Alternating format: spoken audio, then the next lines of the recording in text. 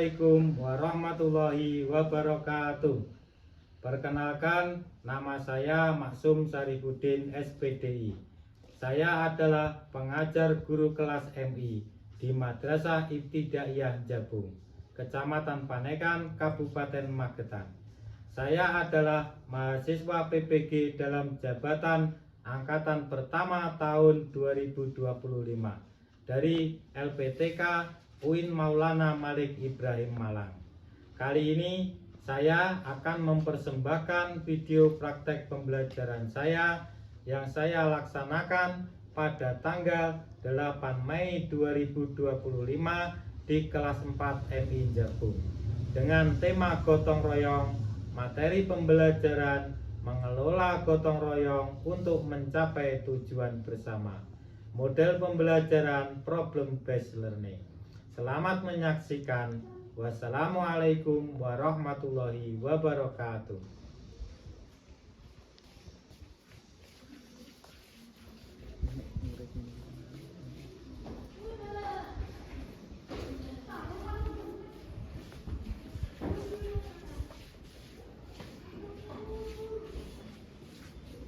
Silakan duduknya dirapikan, terus buku, pensil disiapkan terlebih dahulu. Assalamualaikum warahmatullahi wabarakatuh. Waalaikumsalam warahmatullahi wabarakatuh. Ya, selamat pagi anak-anak. Bagaimana kabarnya hari ini? Baik, Pak. Ya, alhamdulillah hari ini semuanya dalam keadaan baik. Mari kita bersyukur bersama-sama dengan mengucap alhamdulillah. Nah, sebelum pelajaran agar nanti bisa berjalan dengan lancar, silakan untuk ketua kelasnya memimpin berdoa. Siap, gerak, doa mulai.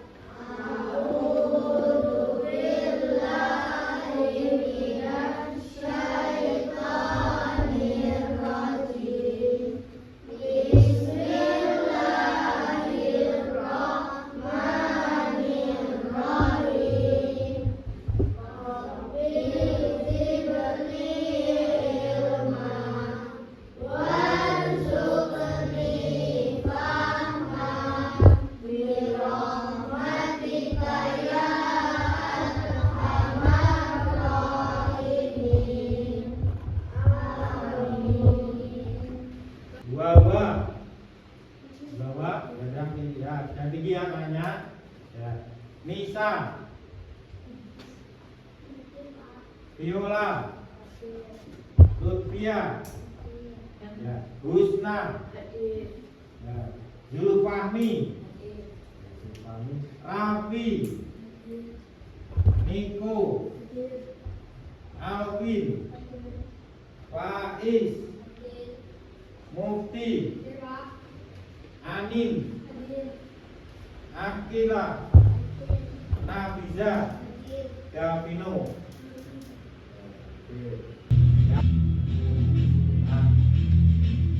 Boleh tangannya tertepuk, boleh tangannya bersemangat.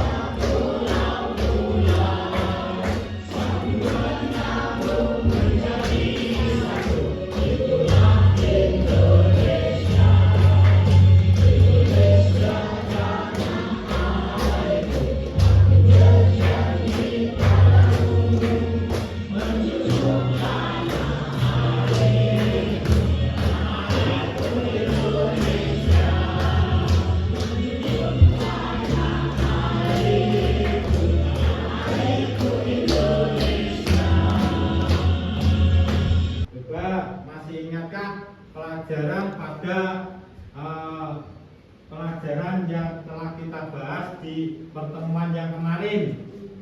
Masih ingat ya? Ya itu masih ingat. Coba pada pembelajarannya lalu, yaitu materinya tentang apa?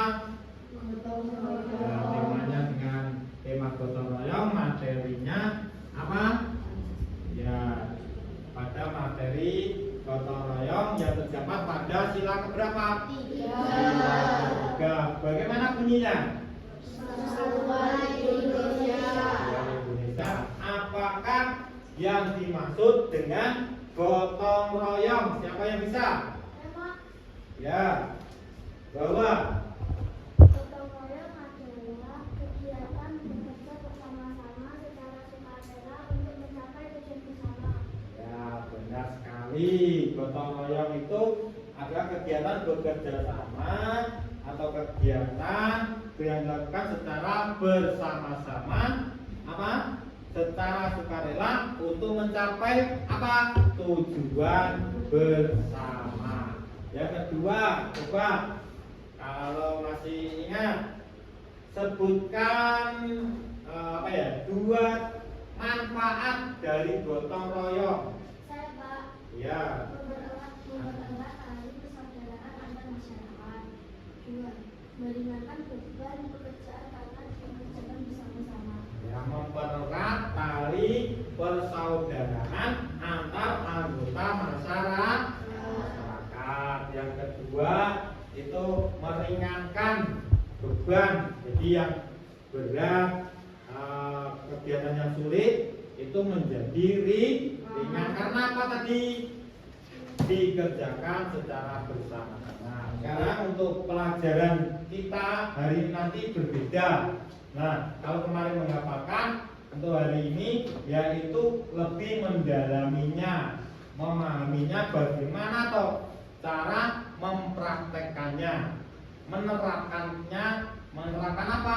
Gotong royong itu dalam kehidupan sehari-hari. Bagaimana yang harus kita lakukan?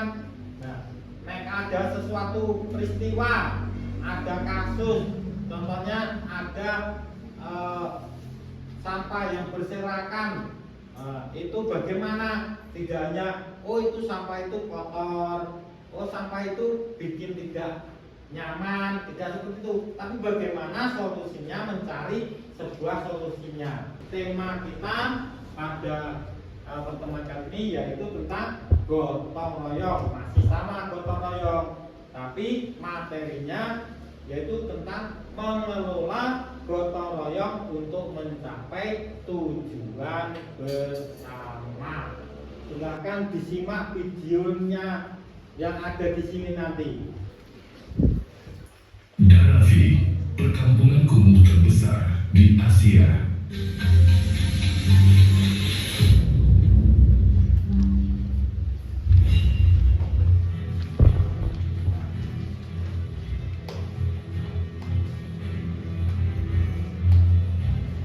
Oke, diperhatikan, disimak. Berada dan jauh di sana, tempat ini begitu tersohor ke seantero dunia.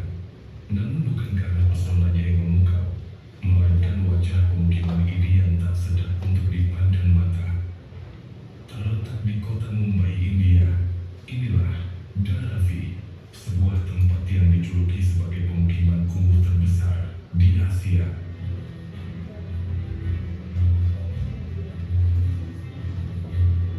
Mungkin kita bisa menemukan banyak tempat kumuh di Asia, namun Dharavi dianggap sebagai yang terbesar di antara itu semua.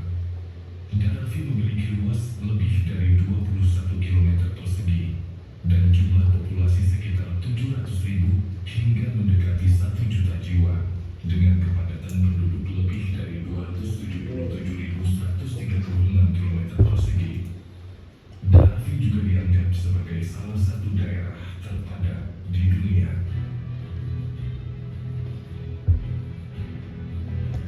Kota Mumbai sebenarnya merupakan sebuah kota modern dengan banyak gedung bercakar langit.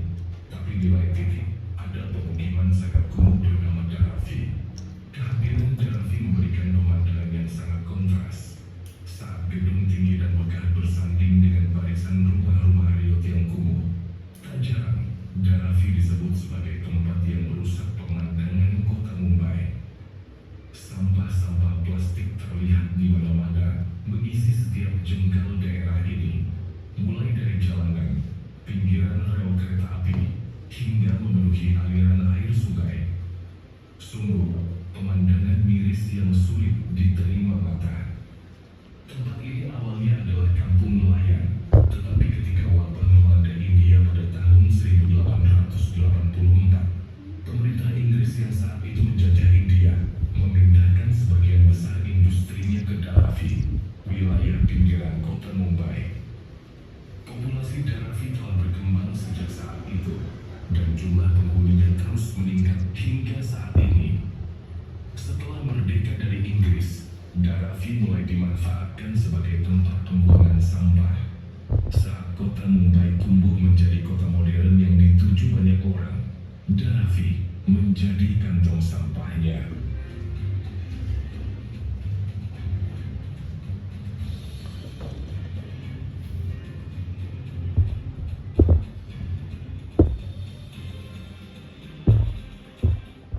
Faktor kelangkaan tanah dan meroketnya harga real estate di Mumbai juga menjadi faktor banyak orang lebih memilih tinggal di tempat ini.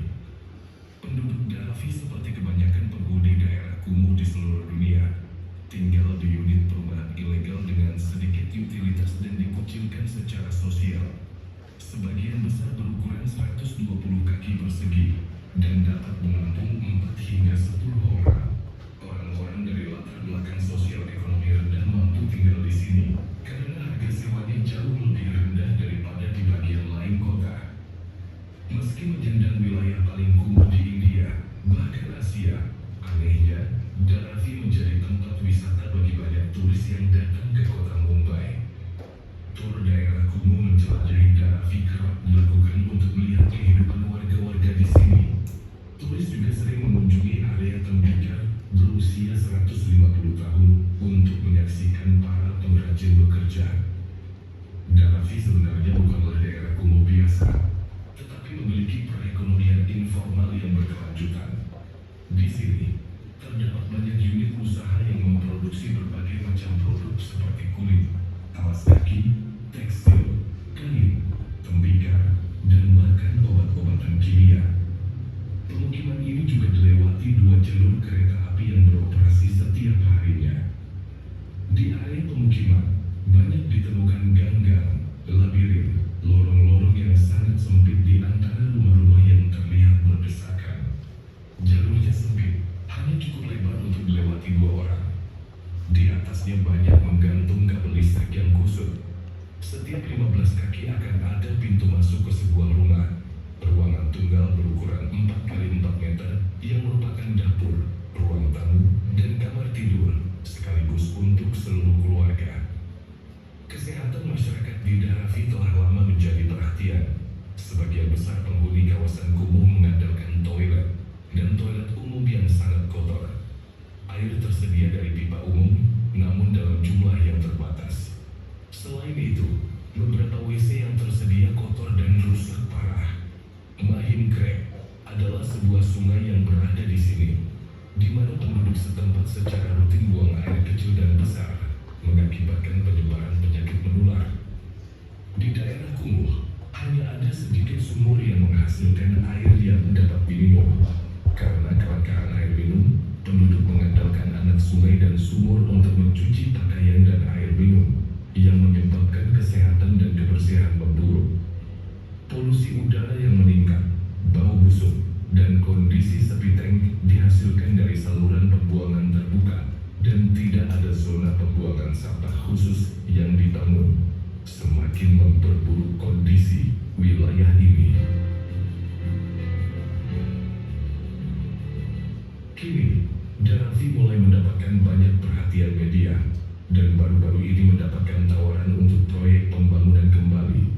Salah satu rencana pembangunan kembali daerah kumuh terbesar di Asia ini diajukan oleh Adani, miliarder perusahaan global terbesar dan terkaya ketiga di India. Namun belum diketahui apakah hal ini akan terrealisasi nantinya. Sebab jauh sebelumnya, gagasan serupa juga telah ada. Namun hingga detik ini, Raja Raffi masih berdiri bersanding dengan megahnya gedung-gedung tercakar langit di kota Mumbai.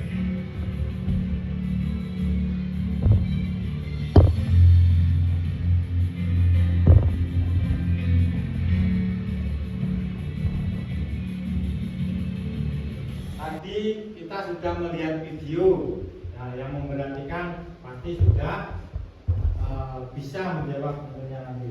Nah, tayangan apakah yang ada di dalam video tersebut? Saya Pak. Ya, nah, Tayangan tentang pemukiman atau lingkungan yang dulu.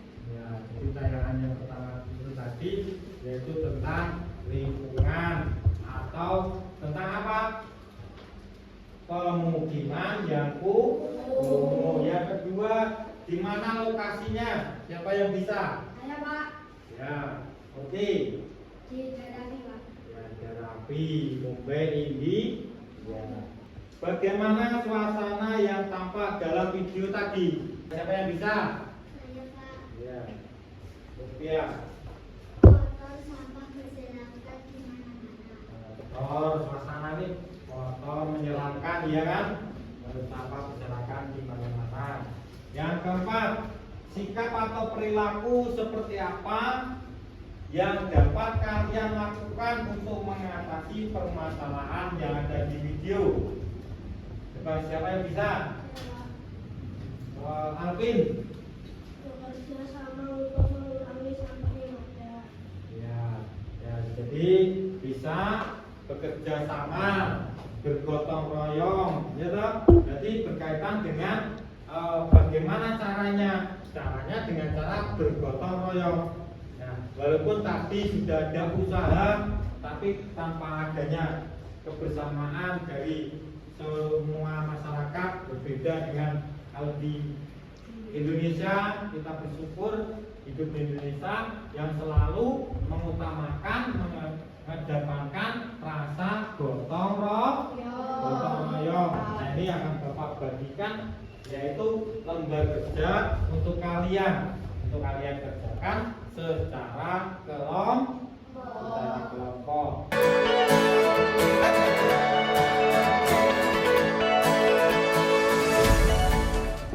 Oke, ini akan Bapak bagikan tugas untuk kalian cermati, kalian pahami apa yang ada di gambar tersebut, terus bagaimana cara mengatasinya.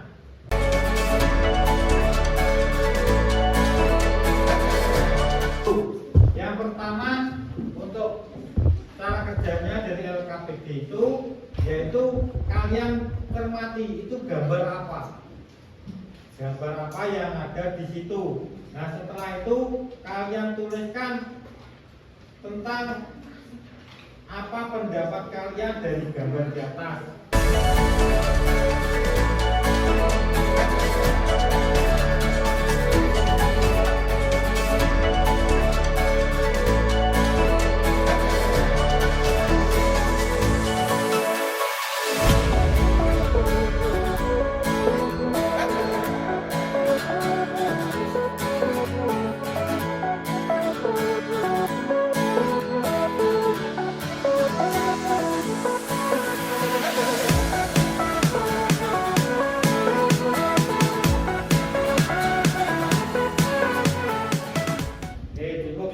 Waktunya yang Bapak berikan sudah berapa tadi? 20 menit.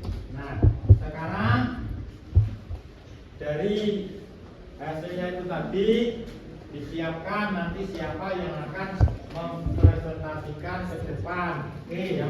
Sekarang waktunya untuk mempresentasikan, menyampaikan hasil dari apa yang telah kalian lakukan itu. Baca yang keras, coba yang lainnya nanti mendengarkan apa yang disampaikan oleh kelompok 3. Coba yang keras, baca yang keras. Perhatikan yang lainnya. Pesanku akan melihat bencana alam atau hutan yang harus dan sangat kotor dan kumuh. Nomor 2, bergotong royong menanam tunas atau bibit pohon agar menjadi asli. Ya, jadi dari adanya penebangan hutan, penggundulan hutan itu akan mengakibatkan tanah longsor, ya toh, terus banjir. Nah, usaha kalian apa yang perlu kalian lakukan? Yaitu menanam kembali hutan yang gundul. Ya, beri aplaus untuk kelompok 3. Yang kedua adalah tentang penggundulan hutan. Kalau terjadi penggundulan hutan yang disampaikan kelompok 3 tadi, yaitu akan terjadi banjir dan tanah longsor. Terus cara mengatasinya bagaimana? Nah, menanam kembali tanah yang gundul atau hutan yang gundul. Terus dari pertanyaan yang tentang lingkungan kumuh, coba perhatikan di sini. Pertanyaannya tadi apa? Apa yang kalian lihat dari gambar di atas atau gambar ini? Perhatikan di sini. Di sini ada lingkungan kumuh. Yang kalian lihat apa? Sampah. Apa nih?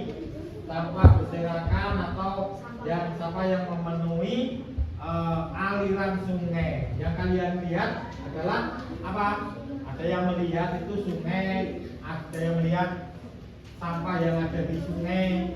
Nah, ini terus cara mengatasinya bagaimana? Cara mengatasinya tadi disampaikan oleh kelompok yang tadi, yaitu secara bersama-sama untuk menjaga sungai tidak membuang sampah sembarangan. Tidak bisa sampah ini kita bersihkan sendiri. Nah, kalau kita sendiri belum tentu yang lainnya mau untuk dibersihkan. Kita bersihkan, yang lain membuang sampahnya ke situ lagi. Kita bersihkan, yang lain juga membuang sampahnya ke situ lagi. Tapi kalau kita lakukan secara bersama-sama, secara gotong royong, maka sampah-sampah itu akan bisa teratasi. Salah satu cara untuk menyelesaikan permasalahan yaitu secara bergotong royong untuk menjaga sungai dan membersihkannya. Alhamdulillah, dari tepuk tangan untuk semuanya. Ini kedua, saya lihat ini tadi sudah ya bagus sekali mengerjakannya. Ya oke, bagus. Nah, sekarang coba dikumpulkan ke depan.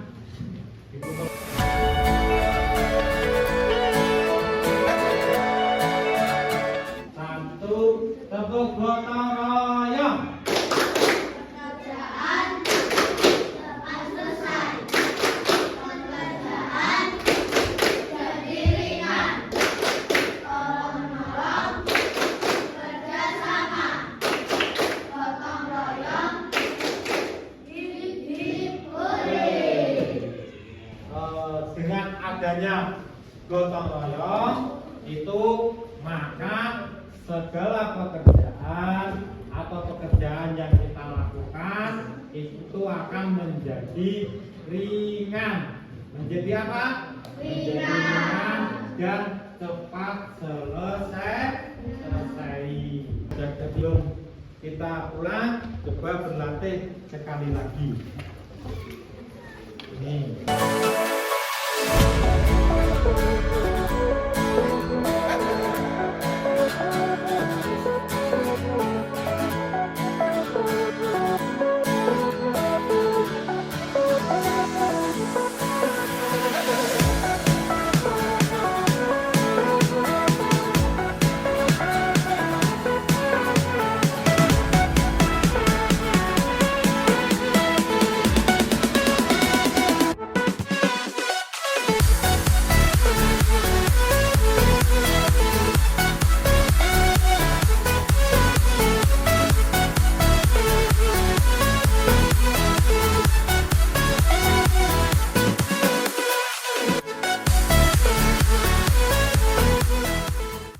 sudah ya dikumpulkan. Ketua kelasnya silakan untuk dikumpulkan. Ketua kelasnya tolong dikumpulkan.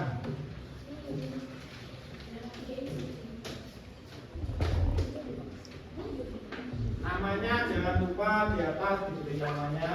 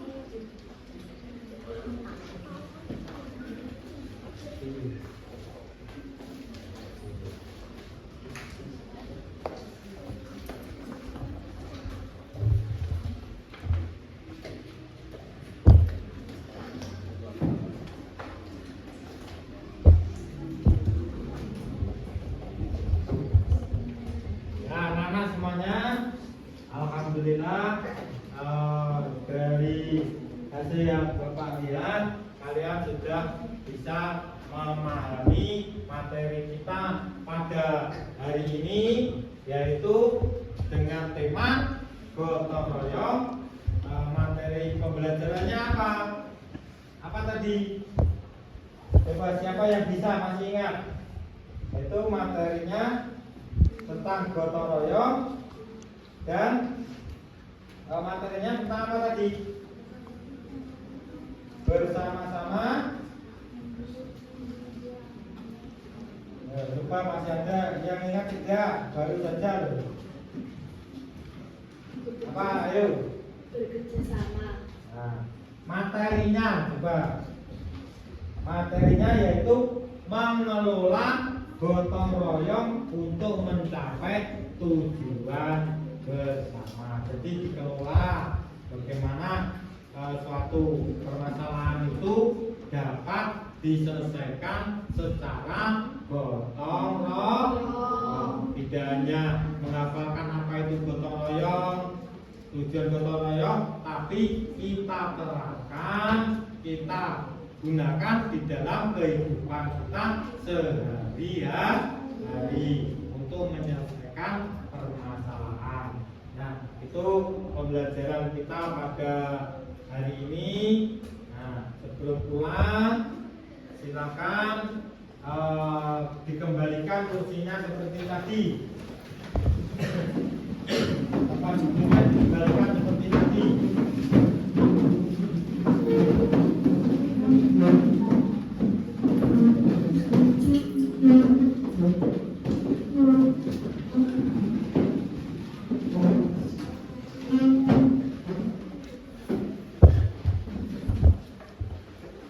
Kalau sudah, bukunya, alat tulisnya dimasukkan kembali di dalam tasnya masing-masing.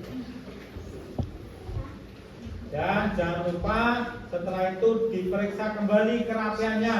Kalau tadi kita berangkat rapi, pulangnya juga harus rapi. Harus apa? Harus rapi.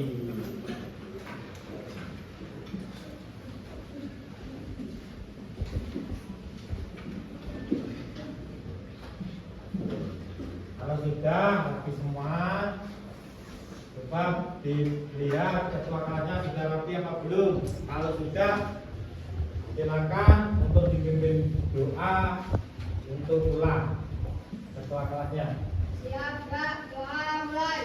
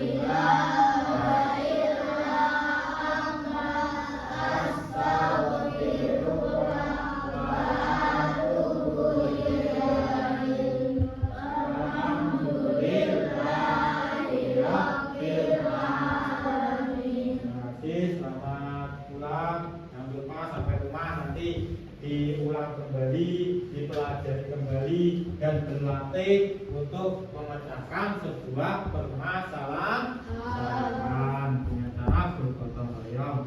Dari Pak Guru, apabila ada kurang lebihnya yang saya sampaikan pada hari ini, Pak Guru mohon maaf yang sebelumnya. Dan wassalamualaikum warahmatullahi wabarakatuh. Waalaikumsalam warahmatullahi wabarakatuh. Silakan dari kanan. Nanti langsung digantikan.